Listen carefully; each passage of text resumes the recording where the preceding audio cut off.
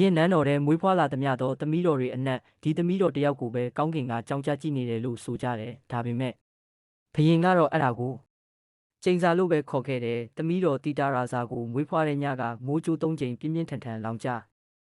နန်းတော်ရဲ့ရှေ့မှာရှိတဲ့ရေကန်ကြီးမှာနှင်းစီပန်းတွေညချင်းနေရဲသွားခဲ့တယ်ဒီနမိတ်ဆိုးကိုမြင်တဲ့နတ်ပင်မိတူကဒီသမီးတော်သည်ဘရင်မင်းမြတ်ဤနေရဲဖြစ်မည်လို့တိုးတိုးလေးဟစ်အော်ခဲ့တယ်ဗျာဒိတ်ကတော့ရိုးရိုးလေးဒါပေမဲ့ကြောက်မက်ဖွယ်သမီးတော်ဟာနှစ်ပေါင်း1000ကြာဤမြို့တော်ကိုစောက်ရှောက်မည်ဒါပေမဲ့ကင်းမွေးဖွားသည့်နေ့တစ်နေ့တွင်မြို့တော်ကြဆုံးမည်ဆိုတာပဲဘရင်ကဒီဗျာဒိတ်ကိုမြည်သူများမသိစေချင်ခဲ့ပေနှစ်ပေါင်း19နှစ်ကြာပြီးနောက်သမီးတော်တီတာရာဇာကိုယ်တိုင်အဲ့ဒီဗျာဒိတ်ကိုတွေးဖက်မိခဲ့တဲ့ကိုတက်မည်ဆိုလျင်မြို့တော်ကဲ့တင်နိုင်မည်ရှင်မနေမီဆိုလျင်မြို့တော်ကြဆုံးမည်ဒီရွေးချယ်မှုကြောင့်သူမဒူးတွေတုံခဲ့တယ်သမီးတော်သည်ဘုရင်ရှိမောက်တွင်ဒူးထောက်ကမြို့တော်ကိုကြည်ပါဖခင်မင်းမြတ်မတ်